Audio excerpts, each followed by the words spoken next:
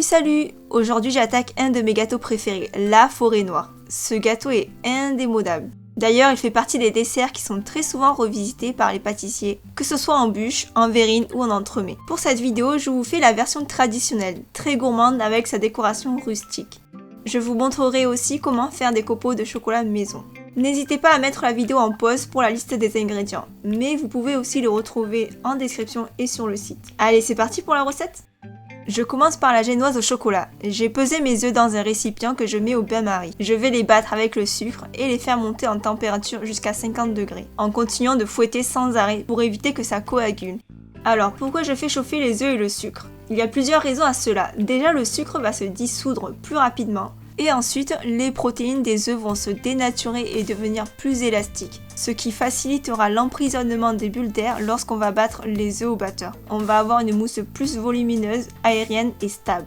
J'ai appris à faire mes génoises de cette façon à l'école et dans les entreprises où j'ai travaillé. Après, je sais que certains ne chauffent pas les œufs et sautent cette étape. La génoise a le même résultat au final. Donc c'est vraiment comme vous le sentez si vous souhaitez optimiser les propriétés émulsifiantes des œufs ou non. Je verse ensuite l'appareil dans mon robot pâtissier, je corne bien mon récipient au passage, et je fais tourner à grande vitesse pour que les œufs triplent de volume. Pendant ce temps, je tamise la farine avec le cacao, ça évitera d'avoir des grumeaux pour le mélange du biscuit. Je vérifie ensuite mon batteur. Les œufs sont prêts. Regardez, la texture est bien, ça forme un joli ruban épais, pas trop fluide. Je vais maintenant incorporer en 3 fois la farine. Alors si j'ai décidé d'incorporer la farine petit à petit, c'est pour éviter que ça vienne alourdir et affaisser le volume des œufs. Parce que si je mets toute la farine d'un coup, la mousse va s'effondrer sous son poids et on risque de perdre un peu ce côté aérien de la génoise. Je retourne le mélange délicatement avec la maryse, en raclant bien le fond et les bords tout en tournant mon récipient pour avoir un biscuit bien lisse, sans trace de farine. Et je fais la même chose, je continue.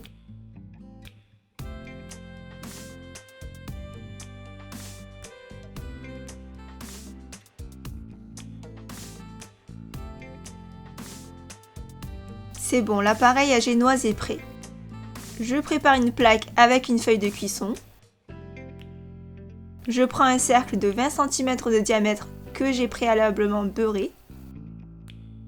Et je verse la génoise au milieu. Je l'étale légèrement, puis direction le four pendant 15 à 20 minutes environ dans un four préchauffé à 175 degrés. Pendant la cuisson, j'en profite pour faire un sirop d'imbibage. D'habitude, je dose une part égale en eau et en sucre. Mais j'ai réduit la quantité de sucre de moitié, car je vais mettre le jus des cerises amarena que j'ai égoutté et qui est super concentré en sucre. Je mélange et je laisse à peine frémir, juste le temps que le sucre soit dissous.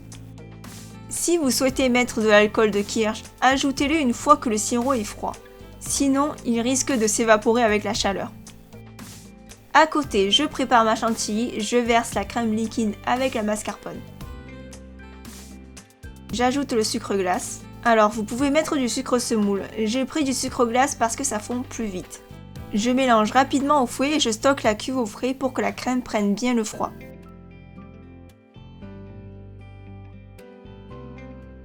Et voilà, après 15 minutes au four, ma génoise au chocolat est cuite. Elle est bien moelleuse. J'enlève le cercle autour et je la glisse sur une grille pour qu'elle refroidisse tranquillement. Et maintenant on va passer au chocolat, c'est la partie la plus délicate si vous décidez de faire les copeaux de chocolat. Vous pouvez aussi les acheter, mais c'est plus cher. Ou prendre une tablette de chocolat toute prête que vous râpez. Du coup, je vais mettre au point du chocolat noir que je fais fondre au bain-marie jusqu'à 50-55 degrés. Dès que la température est bonne, je retire immédiatement le chocolat fondu et je rajoute un tiers de son poids en chocolat non fondu. Puis je mélange bien pour faire redescendre la température jusqu'à 31-32 degrés. En fait, c'est une méthode parmi d'autres de tempérage du chocolat. On a recours à cette technique pour pouvoir travailler le chocolat en décor ou en moulage. Et surtout, ça permet au chocolat de refroidir et de se solidifier de façon uniforme, sans traces blanches et que sa texture soit brillante et croquante. En tout cas, si vous souhaitez en savoir plus, je vous mets en lien l'article sur comment et pourquoi tempérer du chocolat. N'hésitez pas à le consulter pour savoir quel type de chocolat utiliser pour faire du décor. Alors ici, mon chocolat est bon, mais avant de l'utiliser, je vais faire un test. Je mets un peu de chocolat sur un bout de papier et je le laisse tranquillement figer à température ambiante. Et si le tempérage a été bien respecté, le chocolat devrait vite se solidifier. Voici le résultat après 3 à 5 minutes. C'est très rapide, on voit que le chocolat a figé uniformément. Et quand je le touche, le chocolat est bien solide. Je vais faire 2 types de copeaux. Je verse une bonne dose de chocolat sur mon marbre que j'étale assez finement. Puis je laisse figer quelques instants. Je dois pouvoir le toucher sans que ça me colle aux doigts. Et avec une cuillère parisienne, je viens racler la surface. C'est un coup de main à prendre, ce n'est pas facile quand on débute. Il faut maîtriser le geste, il faut aussi jauger la texture du chocolat, qu'il soit figé mais pas totalement non plus. Sinon on n'arriverait pas à donner une forme au chocolat. Si on le laisse trop se solidifier, il deviendrait cassant. Mais avec de la pratique, on arrive à régler tous les paramètres pour réussir. Cela dit, la deuxième méthode pour faire des copeaux est beaucoup plus simple, je vous rassure. Voici, je vous montre un copeau de plus près. Je vais pas m'en servir pour recouvrir la forêt noire car ils sont trop gros, mais je vais les réserver pour décorer le dessus. Allez, je vous montre tout de suite le deuxième type de copeau plus facile à faire. Je coule le chocolat tempéré sur un papier cuisson que j'ai disposé au fond d'un plat. Alors, il faut savoir que plus le chocolat sera étalé fin et plus vous aurez des petits copeaux. Donc idéal pour masquer le tour du gâteau. Ensuite, je laisse le chocolat se solidifier tranquillement à température ambiante. Ça prend plus ou moins 30 minutes selon l'épaisseur du chocolat. Quand c'est bien figé, je décolle la tablette du papier. Et avec un économe, je racle les bords pour faire les copeaux. Une petite précision, le chocolat est solide, mais il n'a pas totalement cristallisé comme une tablette de chocolat. Il est encore assez tendre pour que les copeaux s'enroulent sur eux-mêmes.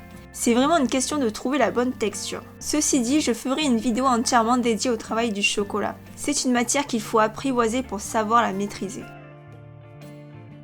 Ça y est, mes copeaux sont terminés, je vais les stocker dans une boîte hermétique. Pas besoin de les mettre au frigo. Après, s'il fait 30 degrés chez vous, alors oui, là on va les stocker au frais.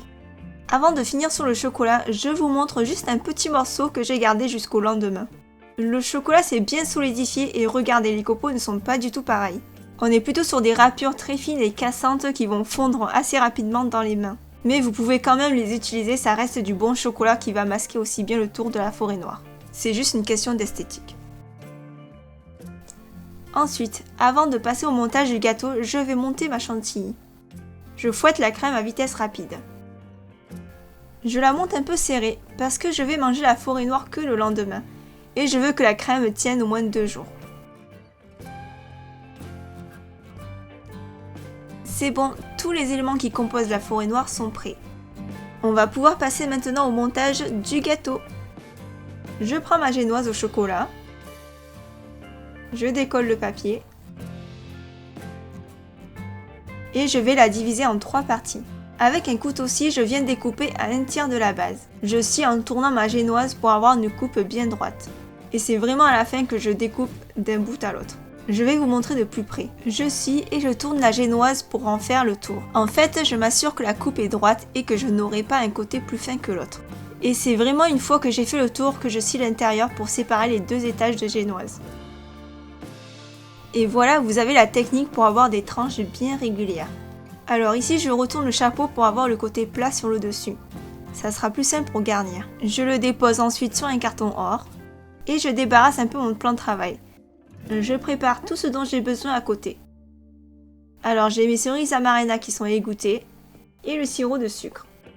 J'imbibe ensuite toute la surface de la génoise. Plus le biscuit sera imbibé et plus il sera moelleux. Ensuite, je mets une bonne dose de chantilly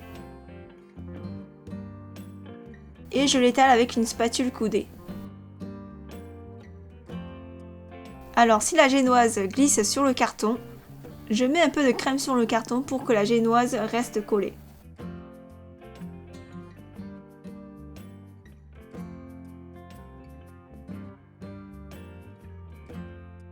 Ensuite, je dispose les cerises.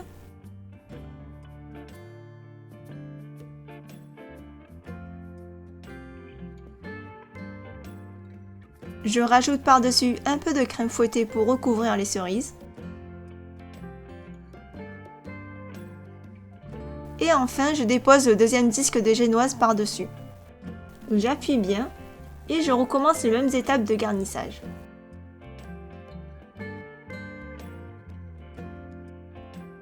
Si la recette vous plaît, je compte sur vous pour mettre un petit j'aime, à commenter et si ce n'est pas encore fait, de vous abonner à ma chaîne. Cela me permet de rester motivé pour faire d'autres vidéos et de partager au maximum avec vous tout mon savoir-faire sur la pâtisserie.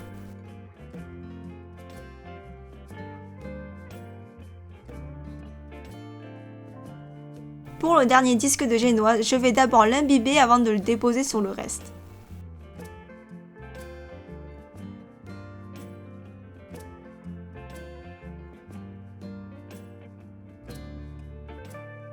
Allez, je vais pouvoir maintenant masquer mon gâteau de chantilly.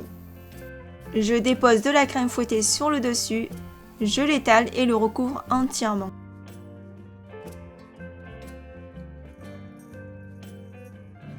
Et je fais pareil sur les côtés.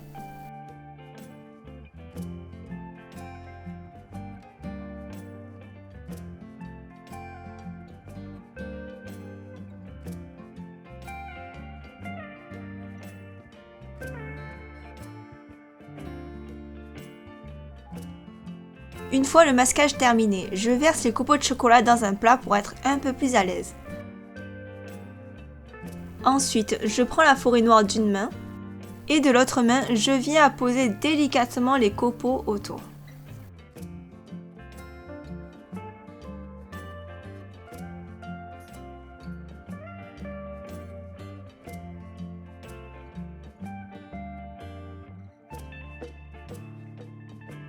Voilà, c'est presque terminé, il ne manque plus que la décoration sur le dessus. Pour cela, j'ai pris une douille cannelée petit four. Allez, je vais faire juste des petites pointes. Alors là, on est carrément sur un gâteau très gourmand avec beaucoup de chantilly et de chocolat. On n'est pas du tout sur un visuel raffiné comme un entremets avec un glaçage brillant. Mais c'est ce qui fait le succès de la forêt noire. Pour finir, je dépose quelques cerises.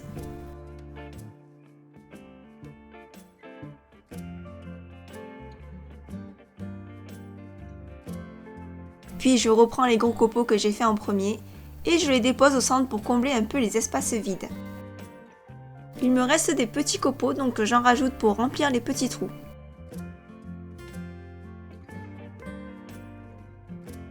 Et voilà, la forêt noire est terminée. Elle sera meilleure le lendemain car les arômes de la cerise, du chocolat et de l'alcool si vous en mettez auront eu bien le temps de se diffuser.